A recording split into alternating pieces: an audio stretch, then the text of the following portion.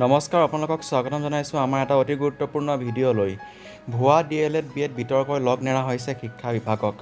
শিক্ষা বিভাগৰ এটা অতি গুৰুত্বপূৰ্ণ খবৰ লৈ আহিছোঁ। শিক্ষকসকলৰ B.Ed D.EL.ED ডিগ্ৰী পুনৰ নিৰীক্ষণ কৰা হ'ব।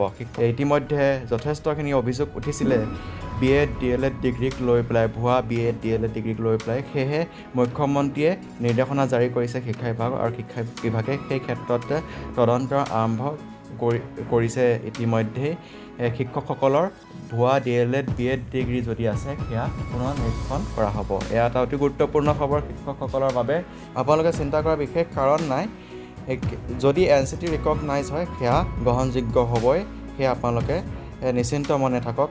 যিসকলৰ সঠিককৈ D.EL.ED B.Ed ডিগ্ৰী আছে, যিসকলে অসমৰ পৰা কৰিছে অথবা বহিৰাজ্যৰ পৰা যদি কৰিছে, বক্ৰ পথেৰে যদি কৰা নাই, তেওঁলোকে শুদ্ধ পথেৰে আপোনালোকে B.Ed D.EL.ED ডিগ্ৰী কৰিছে, আপোনালোকৰ বিশেষ চিন্তা কৰাৰ কাৰণ নাই। যদি আপোনালোকে বক্ৰ পথেৰে কৰিছে তেতিয়া আপোনালোকলৈ বিপদ আহিব পাৰে, সেয়া নিশ্চিত। আৰু যিসকলে শুদ্ধ পথেৰে সঠিকভাৱে কৰিছে B.Ed D.EL.ED ডিগ্ৰী অসমৰ পৰা বা বহিৰাজ্যৰ পৰা কৰিছে, তেওঁলোকৰ বিশেষ চিন্তা কৰাৰ কাৰণ নাই।